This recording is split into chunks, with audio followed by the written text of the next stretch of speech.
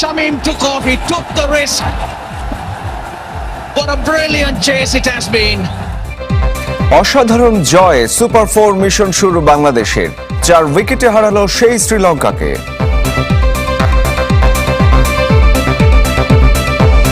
অসাধারণ এক জয়ে সুপার 4 মিশন শুরু করল Bangladesh.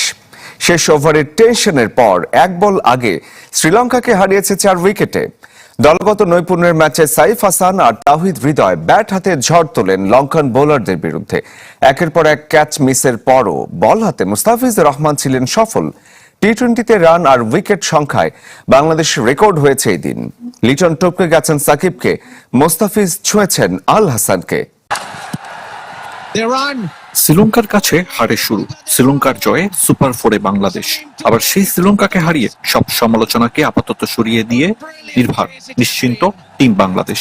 And it's a good thing that Nasoom reacted to that because Shamim was just sprinting down the pitch.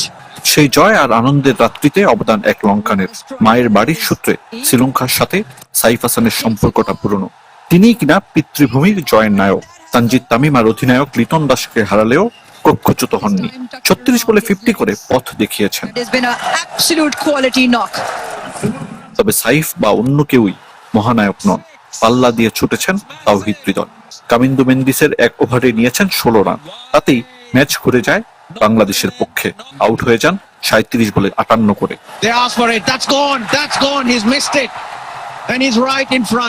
ব্যক্তিগত অর্জনের ম্যাচে লিটন দাস না পারলেও হয়েছেন বাংলাদেশের সেরা। টপকে গেছেন সাকিব আল হাসানকে। টি-20তে দেশের হয়ে সবচেয়ে বেশি রান এখন বাংলাদেশ অধিনায়কের। আর উইকেট সংখ্যায় সাকিবকে ছুঁয়েছেন মুস্তাফিজুর রহমান। 20 রানে 3 উইকেট কাটার মাস্টারে। টপকে যেতে পারতেন এদিনই, যদি না একের পর এক ক্যাচ মিস না করতেন ফিল্ডাররা। তাওহিদ হৃদয় ও শামীম পাটোয়ারিরা মিলেমিশে করেছেন 3 ক্যাচ মিস। তাতেই দাসুন সানাকার ধামাকা। 14 ওভারে 98 রান করা শ্রীলঙ্কা পরে 36 বলে তুলেছে 70 রান। 176 স্ট্রাইক রেটে হাফ সেঞ্চুরি এই অলরাউন্ডারের। অধিনায়ক চারিত আসালঙ্কাকে সাথে নিয়ে 57 রানের পার্টনারশিপ। কিন্তু গ্রুপ পর্বের সাথে সুপার 4-এর ফারাক অনেক। সেই বাংলাদেশ আর এই বাংলাদেশেও তফাৎ বিশাল। দুদিন বিরতির পর টানা 2 ম্যাচ। ভারত পাকিস্তানকে মোকাবেলার আগে বিশ্রাম ও সাহস দুটোই সঙ্গী হবে বাংলাদেশের। দর্শক, কিছুক্ষণ আগে বাংলাদেশ পেয়েছে জয়। আর এই মুহূর্তে দুবাইয়ে রয়েছেন আমাদের সহকর্মী আরিফুল ইসলাম, সরাসরি যুক্ত হয়েছেন আমাদের সাথে। দুবাই এটা আসলে কিছুক্ষণের জন্য হলে আপনারা ভুলে যাবেন।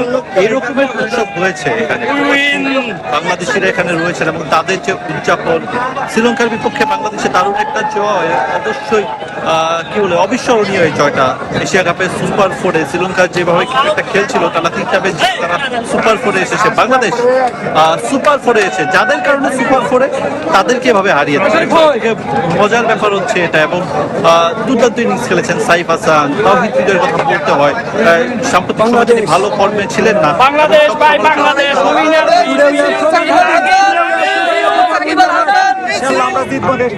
এবং তারা প্রত্যাশা করছে যে তারা জিতবে। আসলে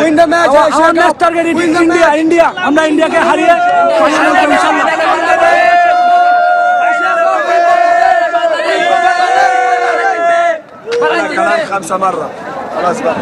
এখানে আসলে সব থেকে বড় ভয়ঙ্কর বিষয় হচ্ছে এটা যে কথা বলা যায় না, আসলে হচ্ছে এখানকার যে পুলিশ কিংবা নিরাপত্তা রক্ষীরা তারা হচ্ছে সরিয়ে দেয়। তো বাংলাদেশি সমর্থকদের যে আসলে মন্তব্য এই ম্যাচ নিয়ে, এটা আসলে পুরোপুরি ভাবে দেখানো যাচ্ছে না, যেগুলো হচ্ছে আমরা পরবর্তীতে সংবাদে অবশ্যই দেখাবো। But the thing is that তারা প্রচন্ড উদযাপন করেছে এই ম্যাচটা, এবং সেই ম্যাচটা উদযাপন করার মতোই আর টি-20 যে একটা ভাইব সেটা পুরোপুরি কিন্তু পাওয়া গেছে এই ম্যাচে। তিনি হচ্ছে 3টা উইকেট নিয়েছেন। শেখ মেহেদী একাদশে ফিরে দারুণ বল করেছেন। এই ব্যাপারগুলো তো ছিলই। একই সঙ্গে বাংলাদেশের ব্যাটারদের যে বড় শট খেলার প্রবণতা সেটা আমরা দেখেছি। লঙ্কানদের সঙ্গে পাল্লা দিয়ে তারাও কিন্তু লড়েছে, চোখে চোখ রেখে লড়াই যেটা বলে। তো আসলে এখানে এক জায়গায় দাঁড়িয়ে কথা বলা আসলে কিছুটা কঠিন, কারণ আমাদের এখানকার যারা নিরাপত্তা রক্ষীরা আছেন তারা চেষ্টা করছেন যে সরিয়ে দিতে। তাদের জন্য আসলে এক জায়গায় দাঁড়িয়ে কথা বলা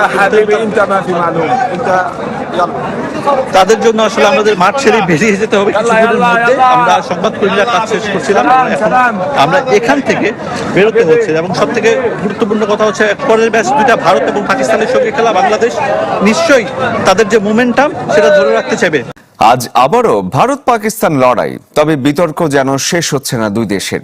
সুপার ফোরের ম্যাচ পূর্ববর্তী সংবাদ সম্মেলন বর্জন করেছেন পাকিস্তানের অধিনায়ক সালমান আগা। আর বাইরের আলোচনা থেকে দূরে থাকতে ক্রিকেটারদের দরজা ও ফোন বন্ধ করে ঘুমাতে বলেছেন ভারতীয় অধিনায়ক সূর্যকুমার যাদব। দুবাই আন্তর্জাতিক ক্রিকেট স্টেডিয়ামে ম্যাচটি শুরু হবে রাত 8:30টায়। ভারত পাকিস্তান মাঠের লড়াইয়ে আগের মতো উত্তাপ না ছড়ালেও মাঠের বাইরে বেশ সরগরম দুই চিরপ্রতিদ্বন্দ্বীর ম্যাচ। গ্রুপ পর্বের ম্যাচ শেষে ভারতের হাত না মেলানো নিয়ে ম্যাচ রেফারি পাইক্রফটের প্রত্যাহার চেয়েছিল পিসিবি, যদিও তাদের সেই দাবি না মেনে নেয় গ্রুপ পর্বের শেষ ম্যাচ বয়কট করতে চেয়েছিল সালমান আগারা। শেষ পর্যন্ত পাকিস্তান ম্যাচ খেললেও ভাটা পড়েনি উন্মাদনায়। সুপার ফোরে নিজেদের প্রথম ম্যাচে মুখোমুখি হবে ভারত পাকিস্তান। তার আগে সংবাদ সম্মেলন বয়কট করেছে সালমান আলী আগারা। এই ম্যাচেও রেফারির দায়িত্ব পালন করবেন অ্যান্ডি ক্রফট। বাইরের এসব আলোচনা পেছনে ফেলে ওমানের বিপক্ষে ম্যাচ থেকে কিছুটা আত্মবিশ্বাস নিতে পারে পাকিস্তান, কারণ তাদের মাত্র 4 উইকেট নিতে পেরেছিল ভারত। আগের ম্যাচে পাকিস্তান ব্যাটাররা অনেকটা নাস্তানাবুদ হয়েছিল ভারতের বোলারদের সামনে, তাই ভারত বধ করতে হলে ব্যাটারদের নিতে হবে বড় দায়িত্ব। একাদশে খুব একটা পরিবর্তনের সম্ভাবনা নেই। ফারহান আর সাইম আইয়ুবকে দেখা যাবে ওপেনিংয়ে। তাছাড়া ফখর জামান, সালমান আলী আগা, হাসান নওয়াজরা থাকবেন ব্যাটিংয়ের মূল দায়িত্বে। শাহিন শাহ আফ্রিদি আর হারিস রৌফকে নিয়ে মাঠে নামতে পারে পাকিস্তান। ফাইনালে যাওয়ার পথে এই ম্যাচে জয় বড় আত্মবিশ্বাস দিবে পাকিস্তানকে। অন্যদিকে ফুরফুরে মেজাজে টিম ইন্ডিয়া অপরাজিত থেকে এসেছে সুপার ফোরে। চিরপ্রতিদ্বন্দ্বীদের বিপক্ষে ম্যাচ হলেও নির্ভর থাকতে পারে ভারত, কারণ তাদের একেবারে পাত্তা দেয়নি প্রথম ম্যাচে। 24 ঘন্টার ব্যবধানে ম্যাচ খেলতে নামতে হচ্ছে ভারতকে। ওমানের বিপক্ষে ম্যাচ থেকে বেশ কিছু পরিবর্তন আসবে এই ম্যাচে, এটা নিশ্চিত। একাদশে ফিরবেন বুমরা ও বরুণ চক্রবর্তী। অভিষেক শর্মা আছেন দারুণ ছন্দে। শুভমান গিলের জন্য চ্যালেঞ্জ রানে ফেরার। আগের ম্যাচে রান পেয়েছেন সঞ্জু স্যামসন, তাই দলকে নির্ভর থাকার কথা বললেন অধিনায়ক সূর্যকুমার যাদব। আমাদের প্রস্তুতি ভালো হয়েছে, 3টি ম্যাচ জিতেছি আর পাকিস্তানের বিপক্ষে আমরা ম্যাচ খেলেছি। এই ম্যাচ নিয়ে খুব বেশি আলোচনা না করে রুমের দরজা আর ফোন বন্ধ করে ঘুমাতে বলবো। যত আলোচনা করবেন তত চাপ অনুভূত হবে। আমরা দারুণ একটা মোমেন্টামে আছি। এক ম্যাচ করে পরিকল্পনা করে এগিয়ে ফাইনালে যেতে চাই।